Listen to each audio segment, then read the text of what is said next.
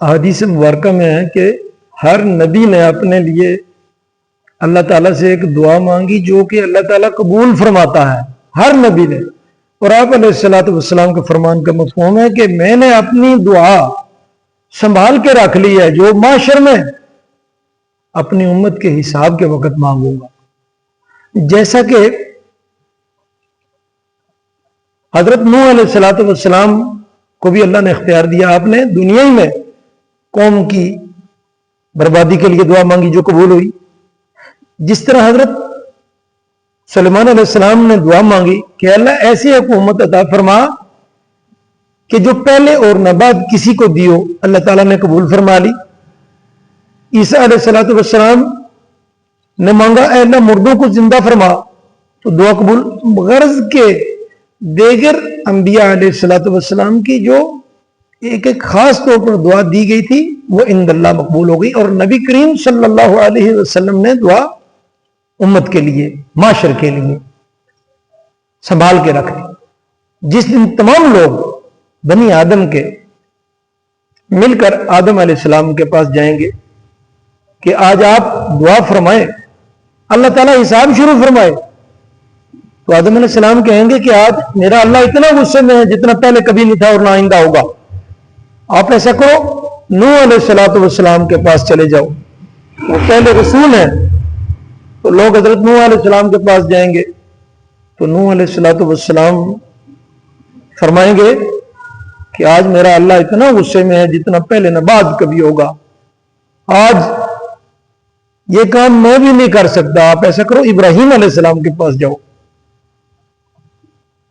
لوگ ابراہیم علیہ السلام کے پاس جائیں گے، ابراہیم علیہ السلام ارشاد فرمائیں گے کہ آج میرا اللہ اتنا غصے میں ہے جو نہ پہلے تھا اور نہ بعد میں کبھی ہوگا.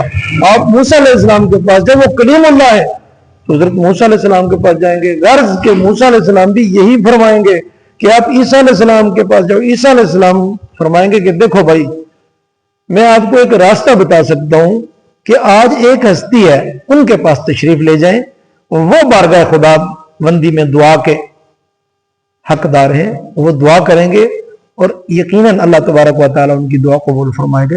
اور وہ محمد رسول اللہ صلی اللہ علیہ وسلم ہیں، اور لوگ سارے کے سارے نبی کریم صلی اللہ علیہ وسلم کے پاس پہنچیں گے اور آپ سے یہ عرض کریں گے کہ اللہ کے رسول صلی اللہ علیہ وسلم آپ دعا فرمائیں. تو آپ علیہ السلام کے فرمان کا مفہوم ہے، آپ فرمائیں گے ہاں یہ حق اللہ نے آج کے مجھے ہی دیا ہوا ہے. اور ایک روایت میں آتا ہے کہ آپ نبی علیہ السلام اللہ کی ایسی حمد و ثنا کریں گے کہ جو اللہ تعالیٰ ان پر القاء فرمائے گا جو پہلے کبھی نہ کی. بعض روایت میں آتا ہے 7 دن تک سجدے میں رہیں گے.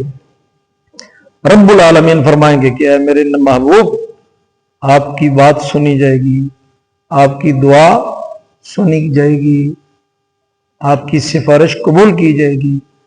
آپ سر اٹھائیے، رافع راسا کا سر اٹھائیے اور مانگیے. تو آپ صلی اللہ علیہ وسلم وہ شفاعت فرمائیں گے جس سے تمام انبیاء علیہ الصلوۃ والسلام بھی مستفیض ہوں گے اور تمام امتیں بھی اس سے ہوں.